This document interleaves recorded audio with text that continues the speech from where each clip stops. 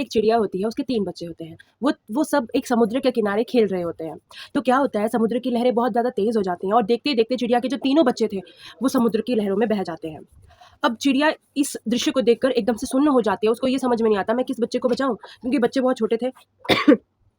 छोटे होने की वजह से वो उड़ भी नहीं पाए, जल्दी से भाग भी नहीं पाए और समुद्र की लहरें बहुत तेज़ थी, तो वो उनको बहा के ले गया। अब चिड़िया को बड़ा दुःख हुआ, चिड़िया को बहुत ज़ोर का गुस्सा आया। उसने सोचा, जा मैं इस समुद्र को ही सुखा दूँगी। तो उसने क्या किया, वो छोटी-सी चिड़िया थी, अपनी छोटी-सी चोंच में थोड़ा-सा समुद्र का जल भरती और किनारे पे फेंक देती। इस तरह से वो बार-बार इसी चीज़ को करने लगी और बार-बार इसी प्रोसेस को दोहराने लगी। थोड़ी ही देर में वहाँ पर जितने भी पक्षी थे, वो सब वहाँ पर आए और उन्होंने एकदम से चिड़िया को पूछा, "अरे चिड़िया, ये तुम कर क्या रही हो?" तो चिड़िया ने कहा कि ये समुद्र जो है मेरे तीनों बच्चों को मुझसे अलग कर दिया है, मतलब ये ले गया मेरे तीनों बच्चों को और मुझसे ये दुःख सहन नहीं हो रहा है, इसलिए मैंने सोचा है कि मैं समुद्र को ही सुखा दूँगी। तो सभी पक्षियों ने कहा कि चिड़िया, ये तो बहुत ही इम्पॉसिबल चीज़ है, इतना बड़ा समुद्र है, तुम कितना सुखाओगी? ये कभी सूख ही नहीं सकता। ये तो इम्पॉसिबल है, ये तो कभी होने ही नहीं वाला। तो चिड़िया ने उनको कहा, तुम मुझे ज्ञान मत बाँटो, करनी है तो मेरी मदद कर दो। तो सभी पक्षियों को उस पर बड़ी भारी दया आई, तो सब पक्षी भी एकजुट हो गए और वही प्रोसेस दोहराने लगे। वे भी अपनी चोंच में पानी भरकर लाते और किनारे पर फेंक जाते।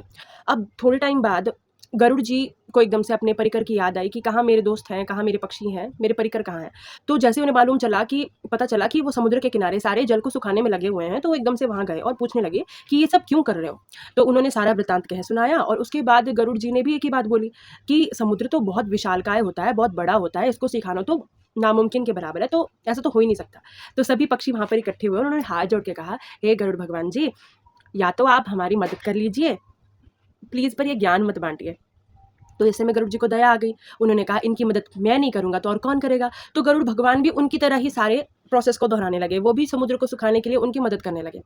थोड़ी ही देर बाद जब विष्णु भगवान जी अपने वैकुंठ में बैठे थे, उनको कहीं जाना था, तो उन्होंने गरुड़ भगवान की याद आई। तो जैसे ही उन्होंने गरुड़ भगवान जी के बारे में पूछा, तो उन्हें पता चला कि वो तो सारे समुद्र के एक किनारे ही इकट्ठे हो गए हैं। तो भगवान जी जब विष्णु स्वयं वहाँ पे पहुँच गए, तो उन्होंने देखा कि गरुड़ और सभी परिकर और जितने भी पक्षी हैं, वो सब समुद्र को सुखाने में लगे पड़े हैं। तो भगवान जी ने कहा कि ये तो बहुत ही असंभव चीज़ है, आप ऐसा क्यों कर रहे हो? तो सभी वहाँ पक्षी जितने भी थे गरुड़ जी के साथ वहाँ गए और भगवान जी को कहा, भगवान जी, हमारी मदद करनी है तो करो, परंतु फ्री का ज्ञान मत दो। इस पर भगवान बहुत ज़्यादा रीझे, बहुत दया आई और भगवान जी ने तुरंत अपना सुदर्शन चक्र निकाला और उनको आदेश दिया कि जाओ समुद्र को सुखा दो। अब देखो, समुद्र भी सूख गया, उन चिड़िया के तीनों बच्चे भी मिल गए। तो इस कहानी में यही था कि किसी को भी ज्ञान मत बाँटो, बस उसकी मदद कर दो, है ना? तो एक चिड़िया, छोटी-सी चिड़िया थी जिसका संकल्प था कि मैं समुद्र को सुखा दूँगी। तो उसने सभी को यही कहा कि प्लीज़ ज्ञान मत बाँटो, मेरी मदद करो।